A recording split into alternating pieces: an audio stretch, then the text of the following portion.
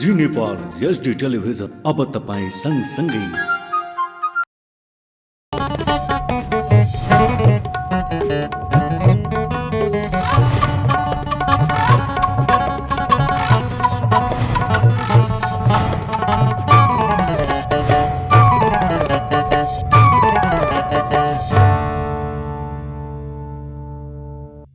नमस्कार, जी नेपाल न्यूजमा यहाँलाई स्वागत छ। म खेमा जोशी। सुरु गरौं प्रमुख समाचारका शीर्षकहरूबाट। प्रधानमन्त्री प्रचण्ड, केपी ओली र कांग्रेस सभापति देउवाबीच भेटवार्ता, समसामयिक राजनीतिक घटनाक्रमका विषयमा छलफल।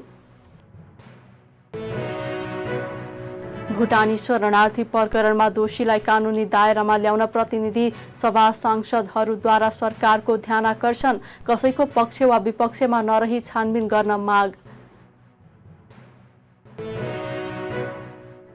शुक्रबारभित्रै सरकारले पूर्णता पाउने लुम्बिनी प्रदेश सरकारका प्रवक्ता पाण्डेको भनाई, संघीयतालाई पूर्ण रूपमा कार्यान्वयन गर्नुपर्नेमा जोड। भारतको मध्य प्रदेशमा बस दुर्घटना हुँदा 15 जनाको मृत्यु, 25 जना घाइते। र एसिया कप क्रिकेट प्रतियोगिता पाकिस्तानबाट अन्यन्त्र सारिँदै आयोजनामा 3 राष्ट्रको दाबी। अब समाचार विस्तारमा। नेपालमा कानून दिवस विविध कार्यक्रम आयोजना गरी मनाइएको छ। प्रधान न्यायालय स्थापना भएको दिनलाई नेपालमा कानून दिवसका रूपमा मनाउने गरिन्छ। नेपालमा प्रधान न्यायालय ऐन 2008 बने पनि त्यसको लागू भने विक्रम सम्वत 2009 वैशाख 26 गतेबाट लागू भएको थियो। सोही दिनको सम्झनामा प्रत्येक वर्ष वैशाख 26 गतेको दिनलाई कानून दिवसका रूपमा मनाउने गरिएको छ। कानून दिवसका अवसरमा सर्वोच्च अदालतले मंगलबार काठमाडौँमा चियापान समारोहको आयोजना गरेको थियो। समारोहमा उपराष्ट्रपति, प्रधानमन्त्री, सभामुख, राष्ट्रिय सभाका अध्यक्ष, कानून मन्त्री लगायत सरकारी उच्च अधिकारीहरूको उपस्थिति रहेको थियो। कार्यक्रममा उपस्थितहरूलाई स्वागत गर्दै सर्वोच्च अदालतका मुख्य रजिस्ट्रार लाल बहादुर कुँवरले स्वतन्त्र न्यायपालिका, विधिको शासन, संवैधानिक सर्वोच्चता एवं लोकतान्त्रिक मूल्य मान्यताप्रति प्रतिबद्ध रहँदै सहज पहुँच युक्त तथा जनआस्थामा आधारित न्याय पद्धतिको स्थापना गर्न कानून दिवसले मद्दत पुग्ने विश्वास व्यक्त गर्नुभयो। स्वच्छ, निष्पक्ष, छिटो, छरितो एवं गुणस्तरीय न्याय सम्पादन र प्रभावकारी सेवा प्रवाह मार्फत सुदृढ एवं भरोसायोग्य न्याय प्रणाली स्थापना र विकासका लागि आफ्नो ठाउँबाट योगदान गर्न कानून दिवसले थप ऊर्जा प्रदान गर्ने उहाँले बताउनुभयो।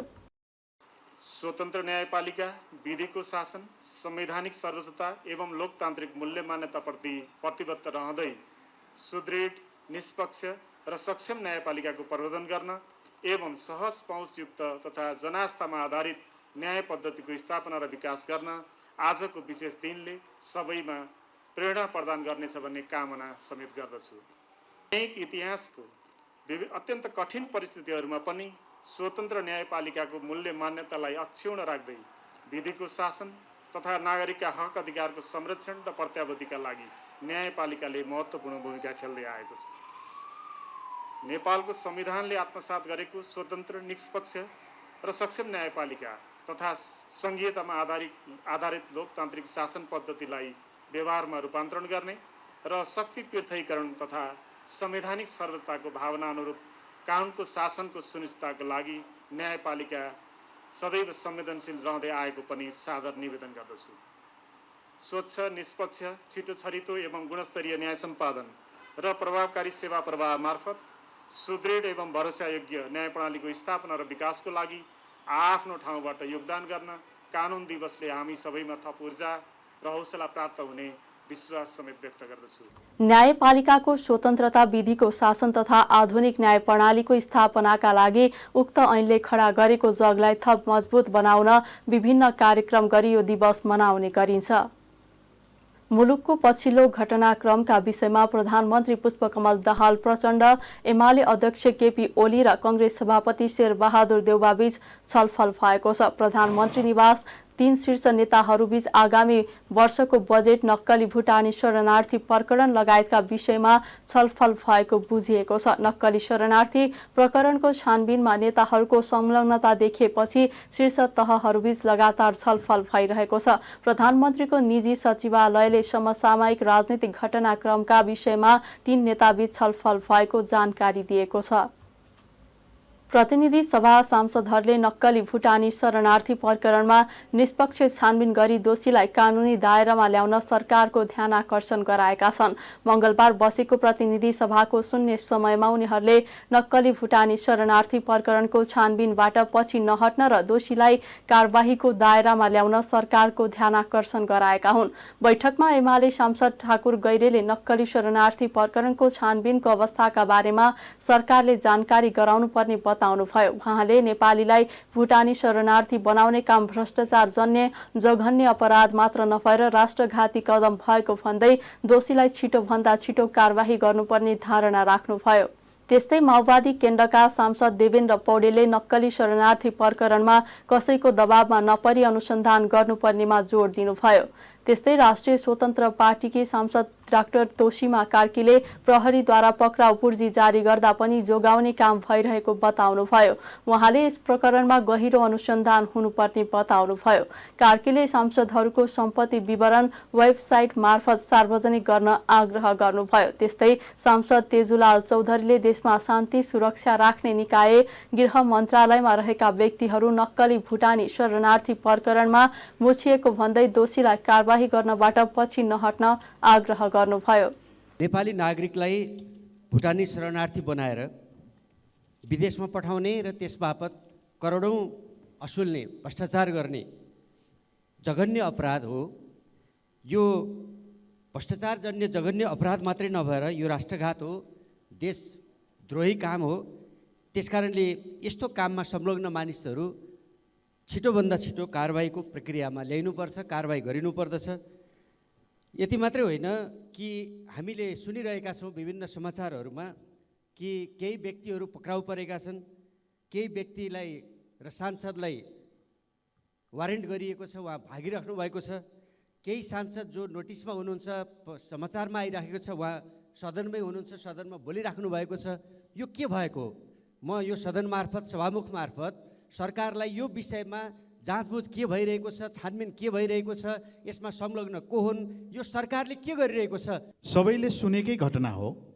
यो भ्रष्टाचारसित सम्बन्धित घटनाले अन्तर्राष्ट्रिय जगत सामु हामी नेपालीहरूको लज्जाको विषय बनेको छ। नेपाल पक्षराष्ट्र भएर गरेका कतिपय सन्धि सम्झौताको धज्जी समेत उडेको छ।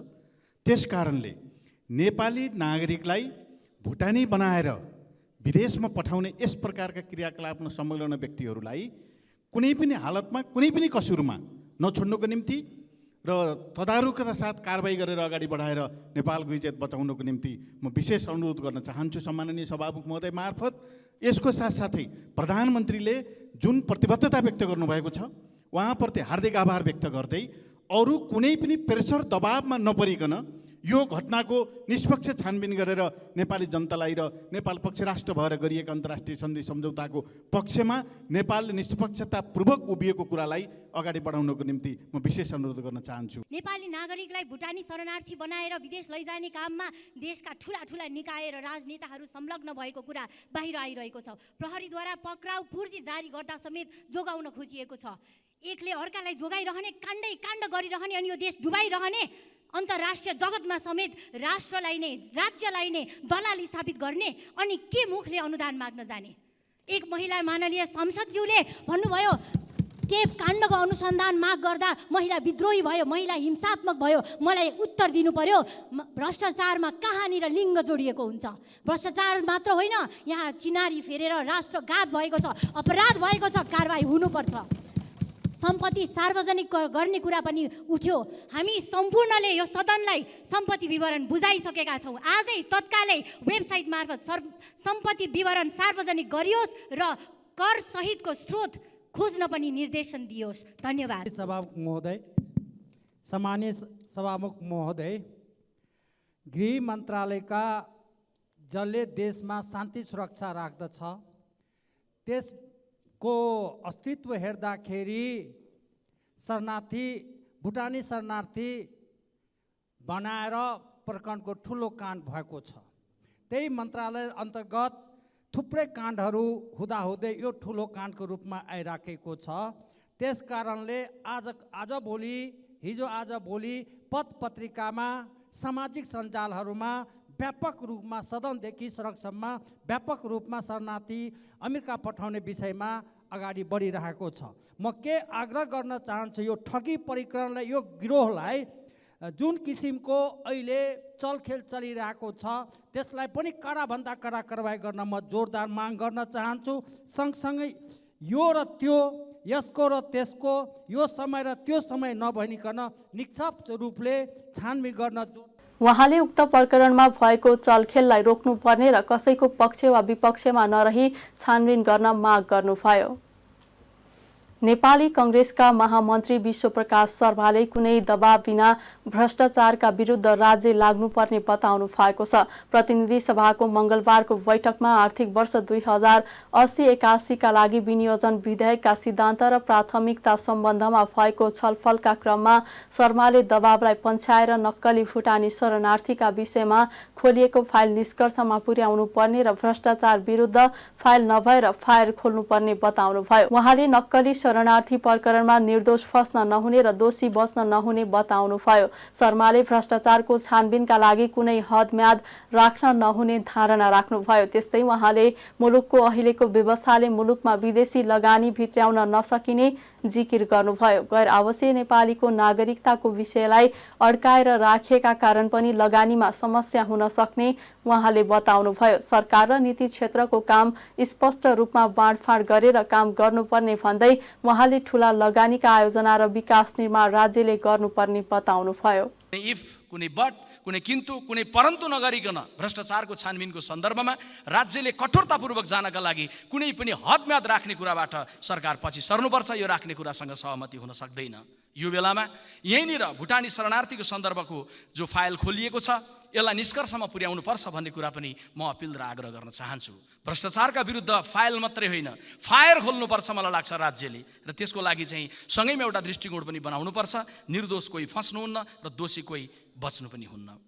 बितेको दशकको चौथो चाहिँ निरन्तरको व्यापार घाटा र खान पुग्ने सम्म उत्पादन नभएको स्थिति हो। 100 भन्दा बढी देशहरूसँग हामी व्यापार घाटा बेहोरिरहेका छौँ। गत वर्ष मात्रै 45 अरबको चामल र 22 अरबको तरकारी र फलफुल हामीले आयात गरेका छौँ। सभामुख महोदय, कल्पना गरौँ त छिमेकीसँग द्वन्द्व भयो भने, छिमेकीसँग आयातमा निर्भर भएको हाम्रो भान्सा छिमेकमै उत्पादन घटेर गयो भने हामी कुन अवस्थामा पुग्छौँ होला। त्यसैले अबको दशकमा हजारौँ युवा तम तयार छन्, सामेल छन् तरकारी र फलफुल उत्पादनको कुरामा, गाई पालनको विषयमा, दुग्ध उत्पादनको विषयमा, माछा मासु उत्पादनको विषयमा। तिनलाई ब्याङ्किङ सहजताको नीति बनाउने कुरामा अर्थमन्त्रीज्यूले ध्यान दिनुपर्छ। मैत्री वातावरण बनाउन सकेका छैनौँ। अर्थमन्त्रीज्यूले 10औं बुँदामा लेख्नु भएको छ, यो विषयलाई उल्लेख पनि गर्नुभएको छ। सम्माननीय सभामुख महोदय, अरुण तेस्रो राष्ट्रघातको नाराको चपेटामा पर्यो, 30 वर्षपछि बल्ल बन्दैछ। तराई जोड्ने फास्ट ट्र्याक अहिले लगानी दोब्बर पुग्यो, बल्ल अधुरो भएर बन्दैछ। त्यो प्रवृत्ति अहिले पनि राजनीतिमा छ। हामी एनआरएनका मित्रहरूलाई भन्छौँ लगानी दूत बनाउने बडा महत्त्वपूर्ण कुरा भन्नुभएको छ। एकातर्फ लगानी दूत बनाउन चाहन्छौँ, एनआरएनका मित्रहरूले बडा भावनात्मक नारा दिनुभएको छ, एक पटकको नेपाली सधैँको नेपाली, तर लगानी गर पनि भन्छौँ। तर संविधानको भाग 2 को धारा 14 ले दिएको परिकल्पना गरेको गैर आवासीय नेपाली नागरिकताको विषयलाई हामी अड्काएर राख्छौँ, ढोकामा आग्लो लगाउँछौँ अनि फेरि भन्छौँ संसारभरिका नेपालीहरू लगानी गर भनेर। रेमिट्यान्सको 10% मात्रै यदि हामीले ग्रामीण अर्थशास्त्रको कुरा गर्ने हो, गाउँको अर्थशास्त्री मनोविज्ञानको विषयलाई संसदमा राख्ने हो भने सभामुख महोदय, यदि रेमिट्यान्सबाट आएको पैसा मात्रै 10% हाइड्रोतिर डाइभर्ट गर्न सक्यो भने राजनीतिको मात्रै होइन, यो देशको भोटको मात्रै होइन, नोटको मालिक पनि जनता बन्न सक्छन्। त्यस्तै एमाले सांसद गोकर्ण विष्टले बजेटमा आउने संकल्प जनताको जीवनको यथार्थमा रूपान्तरण हुन नसके सार्थकता पाउन नसक्ने बताउनुभयो। उहाँले 24% भएर ओगटेको कृषि क्षेत्रलाई उपेक्षा गर्दा अर्बौंको कृषि वस्तु आयात गर्नु परेको धारणा राख्नुभयो। विष्टले समाजवाद उन्मुख अर्थतन्त्रको प्रतिबद्धतालाई पूरा गर्नका लागि आगामी बजेट केन्द्रित हुनुपर्ने जिकिर गर्नुभयो। संविधानको प्रस्तावनाले समाजवाद उन्मुख अर्थतन्त्र निर्माण गर्ने कुरालाई प्रतिबद्धता व्यक्त गरेको छ। हामी सबैको साझा प्रतिबद्धता छ। मौलिक अधिकारले शिक्षा र स्वास्थ्यको अधिकारलाई मौलिक अधिकारको रूपमा व्यवस्था गरेको छ। तर सभामुख महोदय, 10 वर्ष यता 10 वर्ष पहिला 100 रुपियाँमा प्राप्त गर्ने शिक्षा सेवा यति बेला 275 रुपियाँ खर्च गर्नुपर्ने अवस्था छ र 10 वर्ष पहिला 100 रुपियाँमा प्राप्त गर्ने स्वास्थ्य सेवा यति बेला 269 रुपियाँ छ, अर्थात् झन्डै 2.5 गुणा बढिरहेको छ। कुल ग्राहस्थ उत्पादनको 24% भार कृषि क्षेत्रले ओगटेको छ। आज 24% भार ओगटेको कृषि क्षेत्र, जहाँ कृषिजन्य उत्पादन मात्रै नेपालले वर्षमा 4 खरबभन्दा बेसीको आयात गर्ने गर्दछ। कृषि मल, बिउ बिजन, कृषि औजार, सिंचाई, उत्पादनमा आधारित अनुदान र प्रविधि मात्रै सरकारले व्यवस्था गर्यो भने प्रति हेक्टर सरदर 3 टन उत्पादन रहेको वर्तमान विद्यमान अवस्थालाई प्रति हेक्टर 4 टन बनाउने हिसाबले सरकारले सुधार गर्न सक्यो भने यो रोजगारी सिर्जना र उत्पादन वृद्धिको हिसाबले महत्त्वपूर्ण क्षेत्र बन्दछ। यति बेला पनि अरबौं रुपियाँ बराबरको राज्यले विद्युत सुक्खा याममा विद्युत आयात गरिरहेको छ। हाइड्रोजनको विकास सँगसँगै जलविद्युतको विकास र विद्युत जलस्रोतलाई बहुआयामिक विकास गर्दै एकीकृत ढङ्गले विकास गर्ने प्रक्रियालाई अगाडि बढाइयो भने हजारौं लाखौं रोजगारी सिर्जना र उत्पादन र उत्पादकत्व वृद्धि गर्ने पर्याप्त सम्भावना छ। त्यस्तै माओवादी केन्द्रका सांसद महेन्द्र बहादुर शाहीले विनियोजन विधेयकका सिद्धान्त र प्राथमिकतापूर्ण र नयाँ कुरा केही नरहेको भन्दै संसदमा छलफल सहित प्रभावकारी बनाएर लैजानुपर्ने बताउनुभयो। प्राथमिकताका आधारमा लगानीको क्षेत्रलाई पहिचान गरेर मात्रै लगानी गर्न सके मुलुक आर्थिक समृद्धितर्फ उन्मुख हुने उहाँले बताउनुभयो। उहाँले सरकारको फजुल खर्चलाई नियन्त्रण गर्न सुझाव दिनुभयो।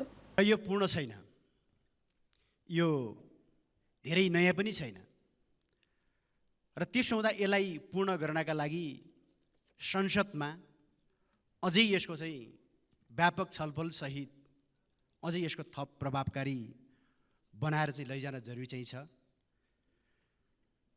र सरकारले जुन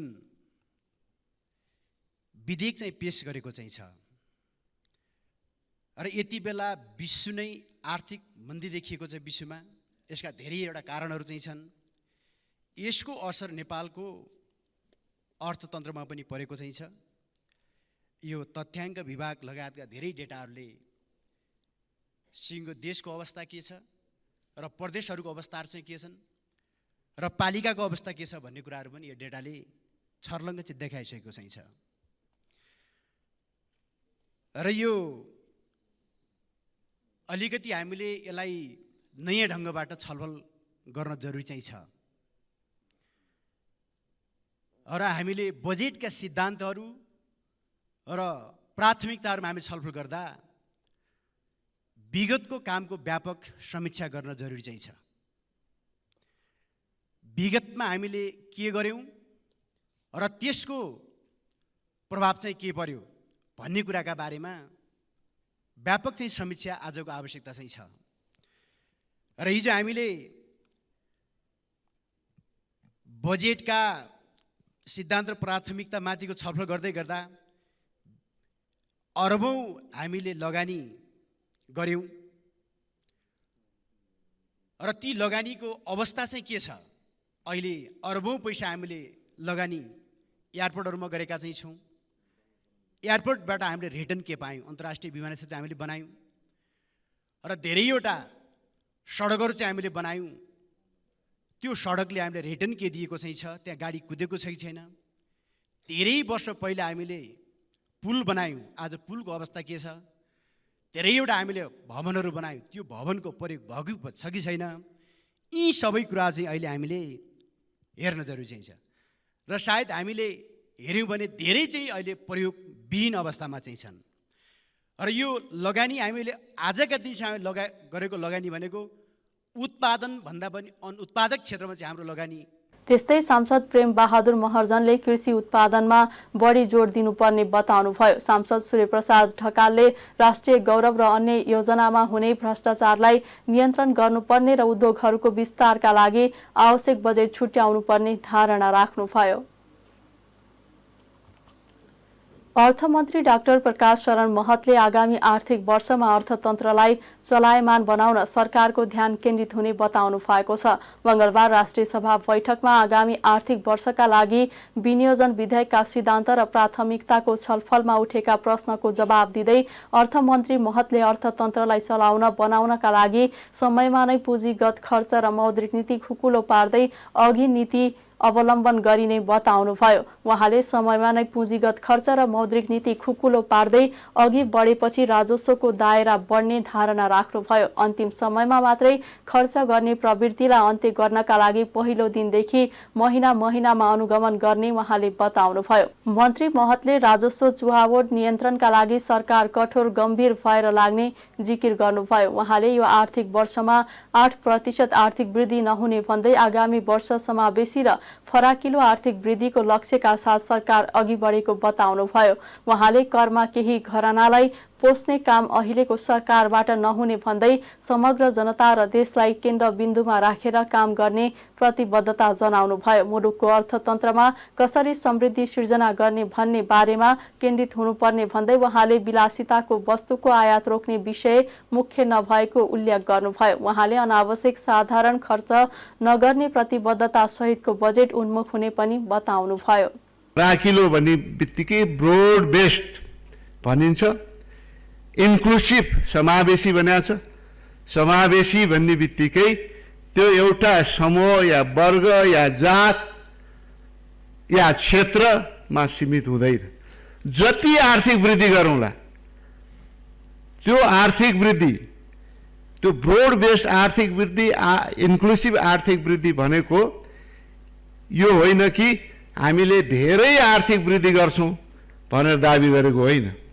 यसको मतलब यो हो कि जति आर्थिक वृद्धि आउँदो वर्ष सम्भव हुन्छ त्यो कुरा त बजेटमा म भन्नुला नै, सम्पूर्ण आयको मूल्याङ्कन गरेर खर्च कसरी गर्छौँ, कुन कन्डिसनमा छौँ, त्यसको आधारमा कति प्रतिशतसम्म आर्थिक वृद्धि हुन सक्दछ भन्ने विषयमा म बजेट वक्तव्यमा त्यो राख्ने नै छु।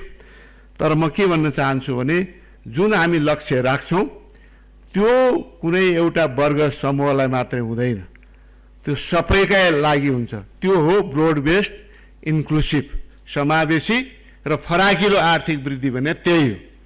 त्यो कुरा यहाँहरूलाई म चाहिँ निवेदन गर्न चाहन्छु। अब हाम्रो पुँजीगत खर्चको प्रभाव बढाउनु पर्यो, प्रभावकारिता बढाउनु पर्यो। हामीले स्वीकार गर्नुपर्छ हाम्रो संयन्त्रमा ढिलासुस्ती छ, हाम्रो संयन्त्रमा उदासीनता छ र अन्तिम समयमा गएर मात्रै खर्च गर्ने प्रवृत्ति छ।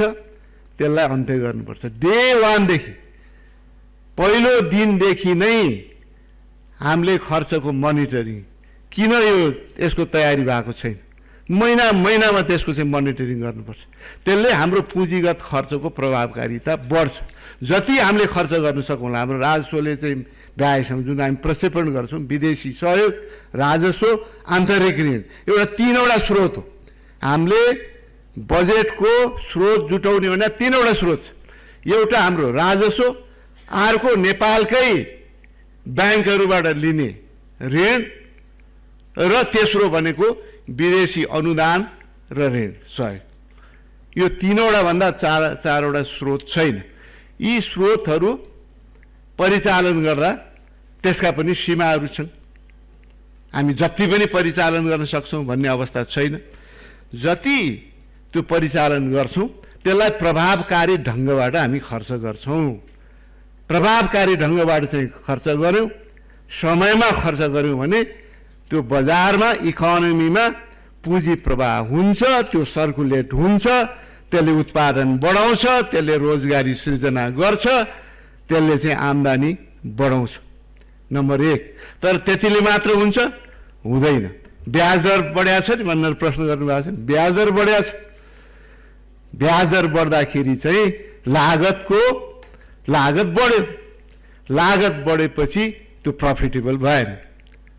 कुनै पनि लगानी प्रफिटेबल नभएपछि कसैले पनि लगानी गर्न खोज्दैन। अहिले भएको त्यही, अहिले ब्याज दर उच्च भएको हुनाले पहिला जसले लो ब्याज दरमा ऋण ल्याएको थिए उनीहरूले पनि हिसाब किताब गडबडाए, तिर्न सकेका छैन र अब लिन खोज्नेहरूले पनि पोसाउँदैन। त्यस कारण चाहिँ लिन खोजिराखेका छैनन्। त्यसले चाहिँ अर्थतन्त्रमा पुँजी परिचालन भइरहेको छैन। सरकारको तर्फबाट पुँजी नै कम खर्च भएको छ, त्यहाँबाट कम परिचालन भयो। अर्कोतिर मौद्रिक नीतिबाट, ब्याङ्किङ सेक्टरबाट पुँजी परिचालन हुनुपर्ने कुराहरूमा पनि समस्या देखिया छ। त्यसकारण मैले अस्ति पनि निवेदन गरेका थिएँ कि मौद्रिक नीति मार्फत पनि एड्रेस हुनुपर्छ, सम्बोधन हुनुपर्छ। हामीले भनिराखेका छौँ र मलाई चाँडै नै के विश्वास छ भने राष्ट्र ब्याङ्कले मौद्रिक नीति खुकुलो पार्छ। खुकुलो पारेपछि ब्याज दर घट्छ, ब्याज दर घटेपछि त्यो लागत कम हुन्छ। कुनै पनि बिजनेस व्यापारमा जसले चाहिँ ऋण लिन्छ त्यसको प्रोजेक्टको लागि ऋण लिन्छ, त्यसको लागत कम हुन्छ र चाहिँ बिजनेस भायबल हुन्छ। त्यसकारण दुईटा तरिकाबाट हामी अर्थतन्त्रलाई चलायमान पार्छौँ र यो चलायमान भयो भने अवश्य पनि यो निराशाको जुन अवस्था छ त्यो अन्त्य भएर एउटा सकारात्मक सोचका साथ सबैले बन्द व्यापार, उद्योग, व्यवसायमा सबै संलग्न हुन्छन्। त्यसले रोजगारी सृजना गर्छ र जुन चाहिँ अब यहाँ केही पनि हुँदैन, यहाँ रोजगारी पाउँदैन भन्ने समस्याको पनि केही न केही त्यसले चाहिँ सम्बोधन गर्छ। यसरी चाहिँ हामी चाहिँ अर्को वर्षमा एउटा चाहिँ आशा जगाउने काम गर्न सक्दछौँ भन्ने चाहिँ मलाई लागेको छ। जब अर्थतन्त्र शिथिल हुन्छ, आर्थिक गतिविधि कम भएपछि त त्यही अनुसार राजस्व कम हुन्छ नि, त्यो पनि एउटा कारण थियो। अब पुँजीगत खर्च पनि प्रभावकारी बनाउने, मौद्रिक नीतिबाट पनि ब्याज घटाउने बित्तिकै राजस्वको आधार फराकिलो हुन्छ र राजस्व हामी बढाउन सक्ने अवस्थामा पुग्छौँ। त्यो विश्वास गर्नुहोस्, यी कुनै पनि कुरा कसैलाई, कुनै एउटा घरानालाई मध्यनजर राखेर फाइदा पुर्याउने काम गर्ने, कुनै घरानालाई चाहिँ मध्यनजर राखेर नोक्सानी पुर्याउने, यस्तो हुँदैन। समग्र जनतालाई केन्द्रबिन्दुमा राखेर, देशलाई केन्द्रबिन्दुमा राखेर नै काम गर्ने हो।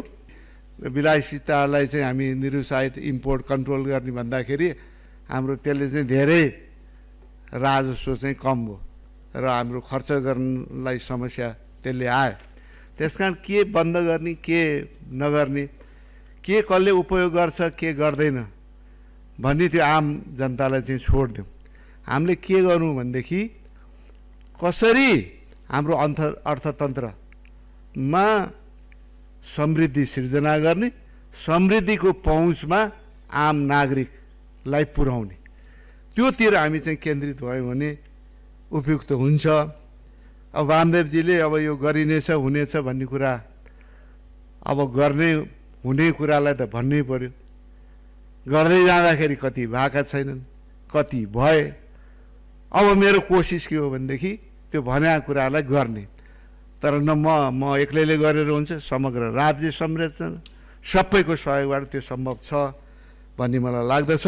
अब यो विमलाजीले यो खर्च घटाउने कुरा आदि इत्यादिको कुरा, अनाज संरचना खारेज होस्, इन्धन प्रयोग घटाई, विद्युत प्रयोगहरू, यी तमाम कुरामा हामीले सोचिराखेका छौँ। अनावश्यक खर्च, अनावश्यक साधारण खर्च नगरे पनि केही फरक नपर्ने कुराहरू खर्च नगर्ने। अर्थमन्त्री महतले देशको अर्थतन्त्रको वर्तमान स्थितिलाई मध्यनजर राखेर नै बजेटका सिद्धान्त र प्राथमिकता प्रस्तुत गरेको बताउनुभयो। अहिलेको चुनौतीपूर्ण अवस्थामा मुलुकको आगामी गन्तव्यलाई सिद्धान्त र प्राथमिकता मार्फत प्रस्तुत गरेको उहाँले बताउनुभयो।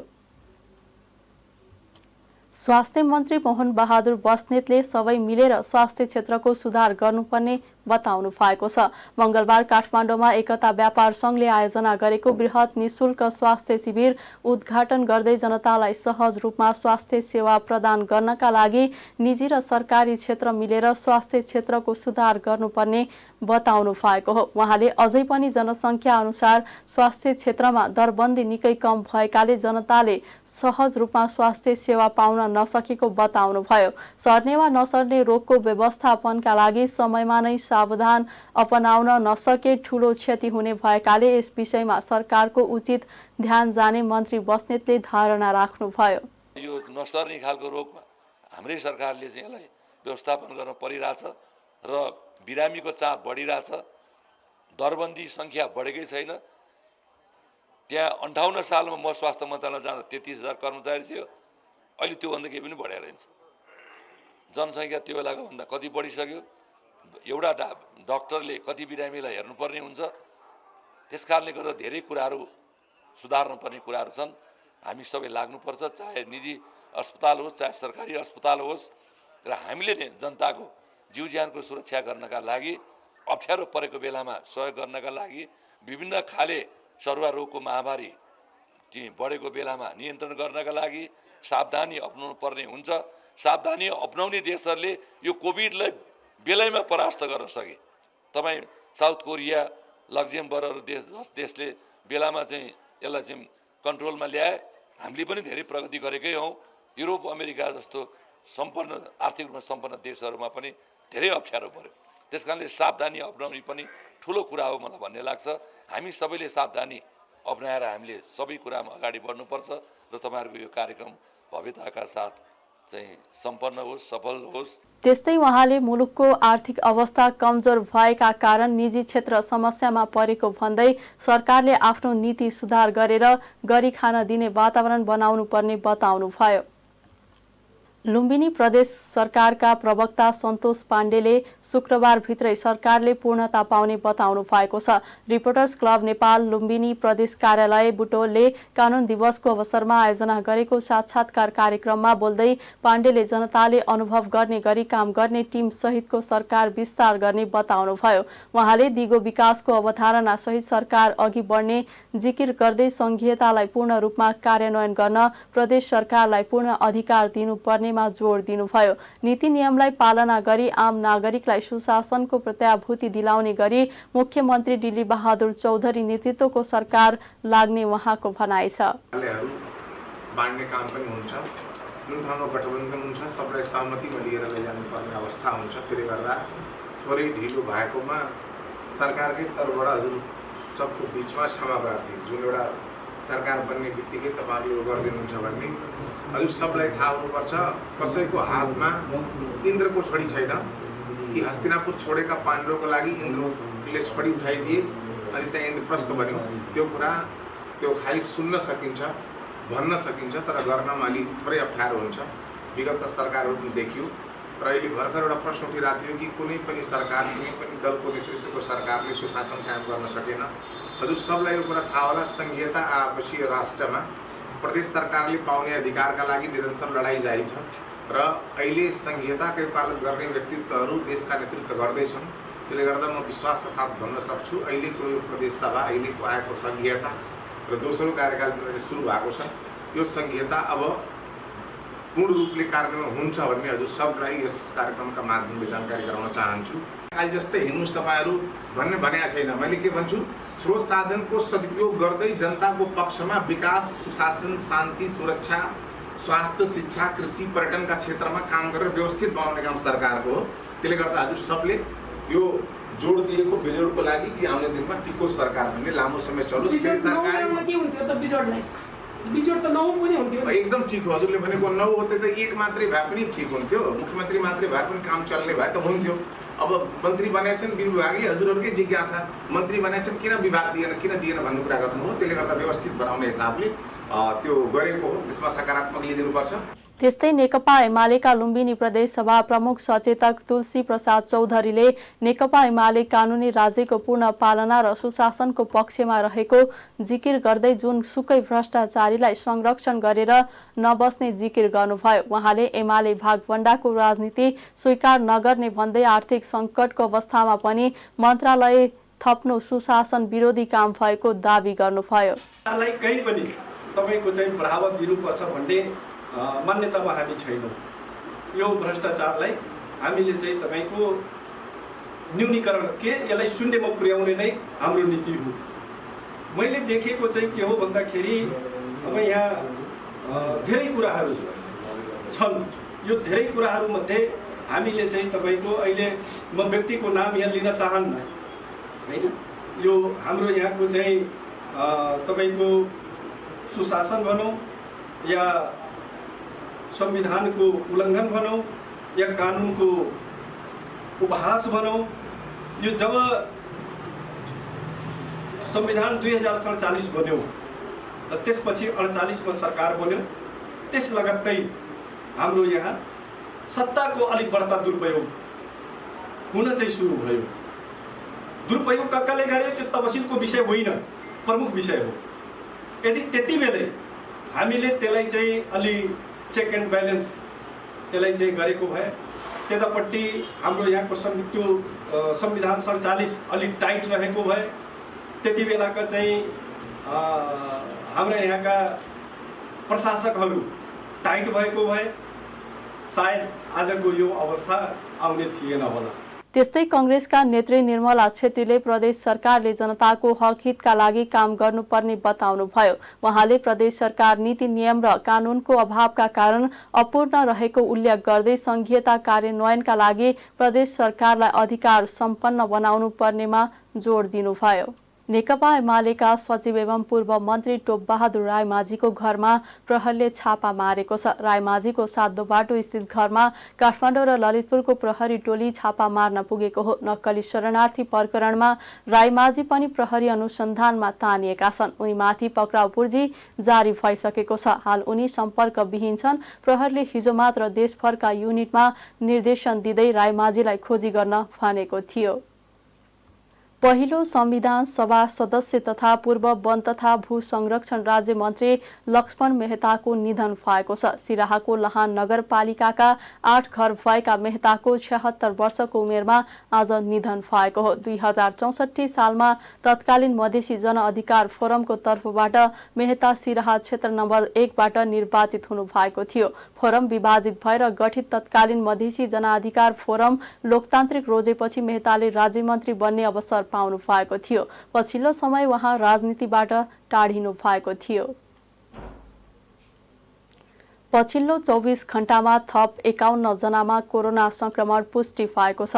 स्वास्थ्य तथा जनसङ्ख्या मन्त्रालयले 1902 जनामा कोरोना परीक्षण गर्दा 51 जनामा संक्रमण पुष्टि भएको जानकारी दिएको हो। मन्त्रालयका अनुसार सोमबार 26 जना संक्रमित निको भएका छन्। हाल देशभर 147 जना सक्रिय संक्रमित रहेको मन्त्रालयले जनाएको छ।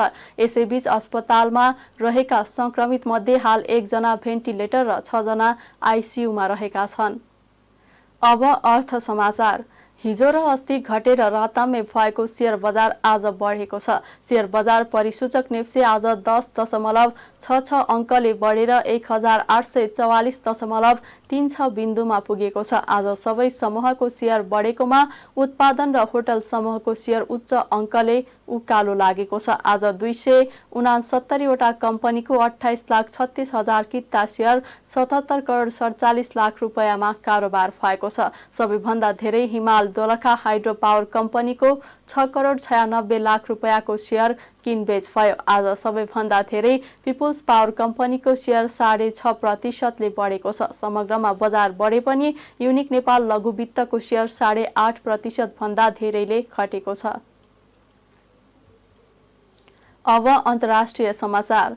भारतको मध्य प्रदेशमा एउटा यात्रु बस पुलबाट नदीमा खस्दा 15 जनाको मृत्यु भएको छ। 15 जनाको शव भेटिएको मध्य प्रदेशका गृहमन्त्री निरोत्तम मिश्रले बताउनु भएको हो। दुर्घटनामा 25 जना घाइते भएका छन्। मध्य प्रदेशको खरगोन भन्ने ठाउँमा दासंगा र डोगर गाउँ जोड्ने पुलको रेलिङ भाँचेर बस बैराड नदीमा खसेको थियो। मृतकका परिवारलाई 4-4 लाख रुपैयाँ मध्य प्रदेश सरकारले दिने भएको छ। साथै गम्भीर घाइतेलाई 50-50 हजार तथा सामान्य घाइतेलाई 25 हजार रुपैयाँ आर्थिक सहयोग दिने निर्णय मध्य प्रदेश सरकारले गरेको छ। पाकिस्तानका पूर्व प्रधानमन्त्री इमरान खानलाई प्रहरले पक्राउ गरेको छ। इस्लामाबाद उच्च अदालत बाहिरबाट खानलाई प्रहरले पक्राउ गरेको बीबीसी हिन्दीले जनाएको छ। दर्जनौं प्रहरले खानलाई घेरा हालेर गाडीमा राखेको एक भिडियोमा देखिएको छ। खानलाई एक अपराधीलाई जसरी लछारपछार गरेर पक्राउ गरेको खानको पार्टी पाकिस्तान तेहरिक ए इन्साफ पीटीआईले जनाएको छ। खानलाई कुन मुद्दामा हिरासतमा लिएको हो भन्ने जानकारी अहिलेसम्म प्राप्त भएको छैन। अब खेल समाचार। एसिया कप क्रिकेट प्रतियोगिता पाकिस्तानबाट अन्यत्र सारिने भएको छ। एसियाली क्रिकेट काउन्सिल एसीसीले सोमबार प्रतियोगिता पाकिस्तानबाट अन्यत्र सार्ने निर्णय गरेको दावी भारतीय सञ्चार माध्यमले गरेका छन्। तर एसीसीले आधिकारिक रूपमा भने यस विषयमा केही बताएको छैन। पाकिस्तान क्रिकेट बोर्ड पीसीबीद्वारा अघि सारिएको हाइब्रिड मोडललाई एसीसीले अस्वीकार गरेको दावी समाचारमा गरिएको छ। यसअघि एसीसीले एसिया कप आगामी सेप्टेम्बरमा पाकिस्तानमा आयोजना गर्ने निर्णय गरेको थियो। तर भारतीय क्रिकेट कन्ट्रोल बोर्ड बीसीसीआईले प्रतियोगितामा सहभागी हुन आफ्नो टोली पाकिस्तान नपठाउने भएपछि यस विषयमा विवाद सुरु भएको थियो। प्रतियोगिता सर्ने भएपछि एसिया कपमा पाकिस्तानको सहभागिता समेत अनिश्चित भएको दावी पनि समाचारमा गरिएको छ। एसिया कपको समूह ए मा भारत, पाकिस्तान र नेपाल रहेका छन्। समूह बी मा अफगानिस्तान, श्रीलङ्का र बंगलादेश रहेका छन्। नेपाली टोली हालै घरेलु मैदानमा सम्पन्न एसीसी प्रिमियर कप क्रिकेट प्रतियोगिताको च्याम्पियन बन्दै एसिया कपमा छनौट भएको हो। नेपालले फाइनलमा यूएईलाई हराएको थियो। 21 वर्ष अघि पनि नेपाली टोली एसिया कपमा छनौट भएको थियो। त्यति बेला पनि भारत र पाकिस्तान बीचको राजनीतिक सम्बन्धका कारण प्रतियोगिता रद्द भएको थियो। खेल समाचारसँगै हामी जी नेपाल न्यूजको अन्त्यमा आइसकेका छौं। जाँदा जाँदै प्रमुख समाचारका शीर्षकहरू पुनः एकपटक। प्रधानमन्त्री प्रचण्ड, केपी ओली र कांग्रेस सभापति देउवाबीच भेटवार्ता, समसामयिक राजनीतिक घटनाक्रमका विषयमा छलफल। भुटानी शरणार्थी प्रकरणमा दोषीलाई कानुनी दायरामा ल्याउन प्रतिनिधि सभा सांसदहरूद्वारा सरकारको ध्यानाकर्षण, कसैको पक्ष वा विपक्षमा नरही छानबिन गर्न माग। शुक्रबारभित्रै सरकारले पूर्णता पाउने लुम्बिनी प्रदेश सरकारका प्रवक्ता पाण्डेको भनाई, संघीयतालाई पूर्ण रूपमा कार्यान्वयन गर्नुपर्नेमा जोड। भारतको मध्य प्रदेशमा बस दुर्घटना हुँदा 15 जनाको मृत्यु, 25 जना घाइते। र एसिया कप क्रिकेट प्रतियोगिता पाकिस्तानबाट अन्यत्र सारिँदै आयोजनामा 3 राष्ट्रको दावी। प्रमुख समाचारका शीर्षकसँगै अहिलेका लागि जी नेपाल न्यूज सकियो। ताजा समाचार र मनोरञ्जनका लागि जी नेपाल 4K टेलिभिजन हेर्दै गर्नुहोला। नमस्कार।